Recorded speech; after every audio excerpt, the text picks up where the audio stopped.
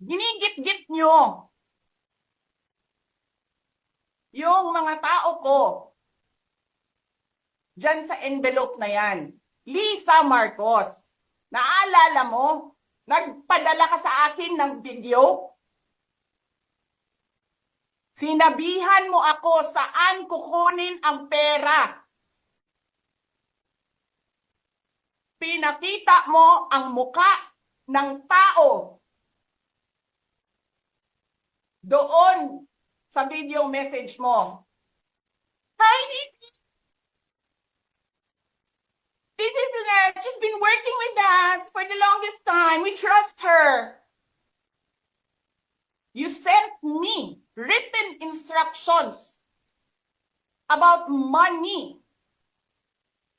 Millions a month. Anong nakalagay doon sa envelope? DepEd. Anong ginawa ko? Binigay ko sa DepEd. Putak na mukha.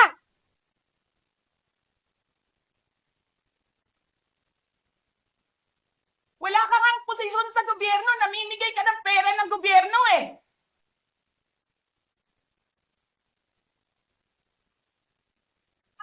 Sisirahin nyo yung tangal ng mga kasama ko sa Office of the Vice President.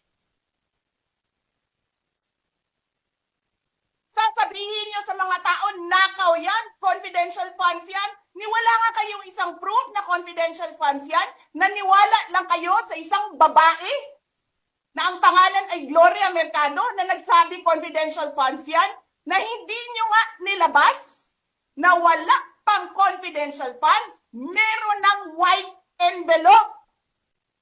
Kasi 2022 pa lang, tang ina mo ka, may utos na ng pera sa DepEd. Tapos kami yung nagsisinungaling? Nagpipigil ako eh. Kasi gusto ko lang magtrabaho. Gusto ko lang tapusin nyo na yung show ninyo dyan sa House of Representatives para makabalik na kami sa trabaho namin.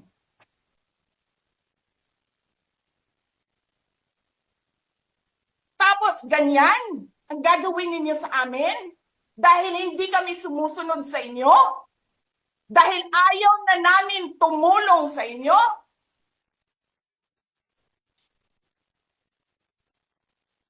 Ganito gagawin ninyo?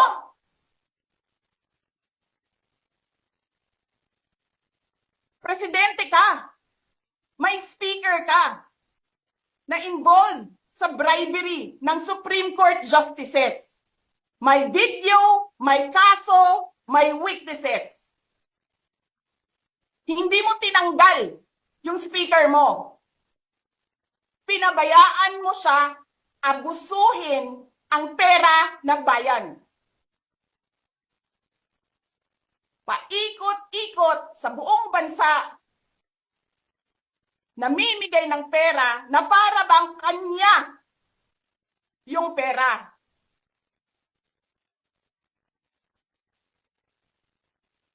Eh di ba nga, lagi niyo sinasabi separation of powers? Anong trabaho ng legislative branch? Gumawa ng batas.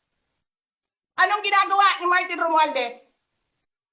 Nagdidirect ng DSWD, namimigay ng ayuda,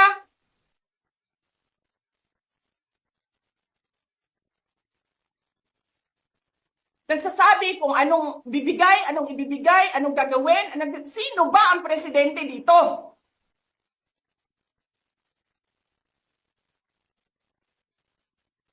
Alam nyo, alam namin, mali ang ginagawa ninyo. Sinabihan ko lang mga kasama ko sa Office of the Vice President, pasensya na, sumunod na lang tayo para matapos na sila.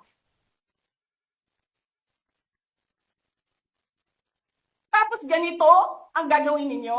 Alam namin, walang contemptuous doon sa ginawa ni Yusek Lopez. Wala. Lahat ng tanong, sinagot niya. Pumunta siya. Maayos siya. kumausap? And then sasabihin ninyo sa amin, bakit kami susulat sa COA? Bakit hindi kami susulat sa COA? Hindi tapos ang appeal namin. Hindi tapos ang audit namin. Tapos buhaghag na ninyo dihaktanan ang gisubmit namo sa COA?